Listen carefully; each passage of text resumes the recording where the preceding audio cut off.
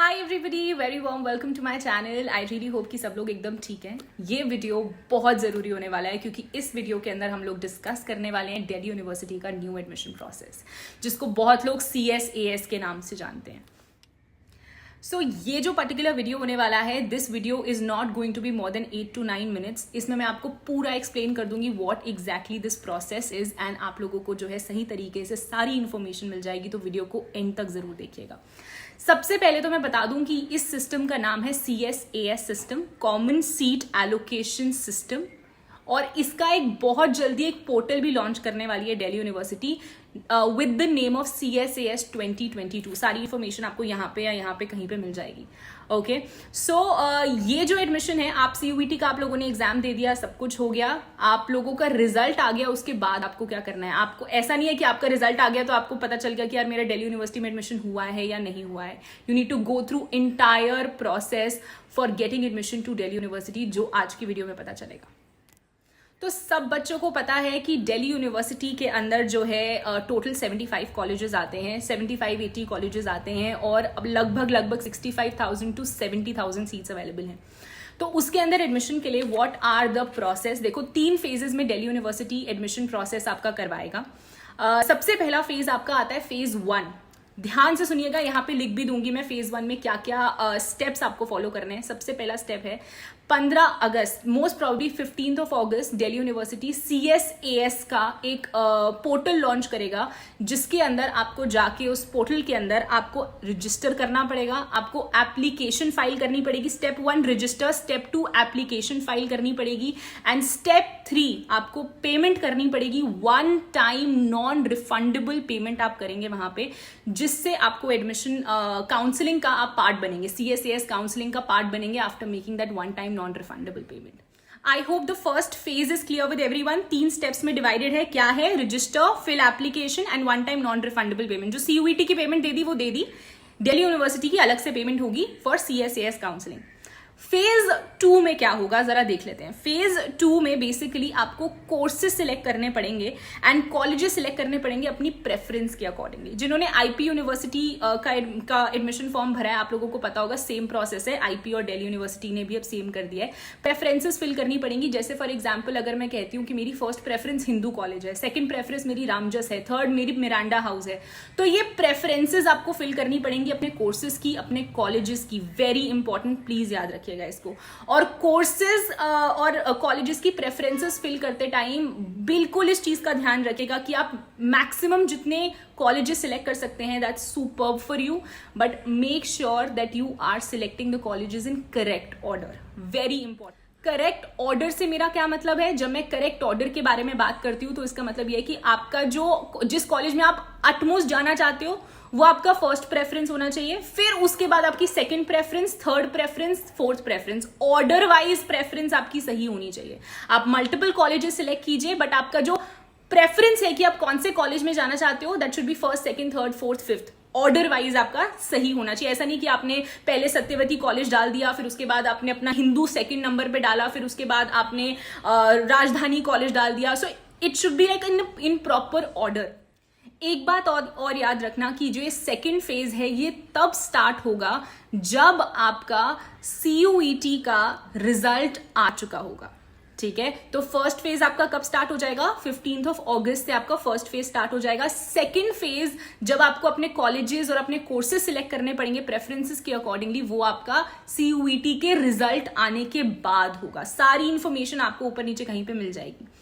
Next phase 3 क्या है? 3 phases में डिवाइडेड है, तो तीसरा फेज पे हम चलते हैं। तीसरा फेज क्या है? तीसरा फेज है अलॉटमेंट ऑफ सीट्स। इसमें आपको कुछ नहीं करना, दिल्ली यूनिवर्सिटी का काम है। आपने अपना फॉर्म फिल कर दिया, एप्लीकेशन भर दी, पेमेंट कर दिया, अपनी प्रेफरेंसेस से कॉलेजेस सिलेक्ट कर दिया। अब दिल्ली यूनिवर्सिटी आपको जो है राउंड 1, राउंड 2, राउंड 3, जैसे कट ऑफ नहीं निकलती थी दिल्ली यूनिवर्सिटी की, first cut off, second cut off, third cut off, आगे जाके 8-9 कट ऑफ भी निकलती थी, तो वैसे ही दिल्ली यूनिवर्सिटी आपको राउंड 1, राउंड 2, राउंड 3, राउंड 4 ऐसे राउंड्स में आप लोगों को सीट्स आपका काम क्या है फेज 3 के अंदर? आपका काम ये है कि जब आपको सीट एलोकेट करे दिल्ली यूनिवर्सिटी, तो आप पोर्टल पे बार बार जाके चेक करें कि आपको राउंड 1 में कौन सा कॉलेज मिला है। ऐसा भी हो सकता है कि राउंड 1 में आपको आपकी 3rd प्रेफरेंस का कॉलेज मिल गया हो, या आपकी 6th प्रेफरेंस का कॉलेज मिल गया हो, या आपको कोई भी कॉलेज ना मिला हो, या आपको आपकी 1st प्रेफरेंस का कॉलेज मिल गया हो। तो इस चीज का जरूर ध्यान रखिएगा कि यू नीड टू चेक बार बार कि आपको जो है राउंड्स में कौन कौन सी प्रेफरेंसेस के कॉलेजेस मिले हैं, क्योंकि उसकी इंपॉर्टेंस मैं आपको आगे चल के बताऊंगी कि इवेंचुअली क्या है।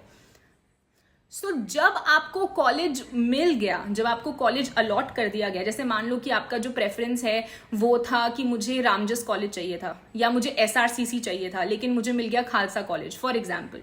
अगर आपकी ये प्रेफरेंस है, अगर आपका फर्स्ट प्रेफरेंस का कॉलेज आपको नहीं मिला, बट आपको आपकी 3rd 4th प्रेफरेंस का कॉलेज जो है वो मिल गया, तो उसके अंदर आप क्या करोगे? What are you going to do?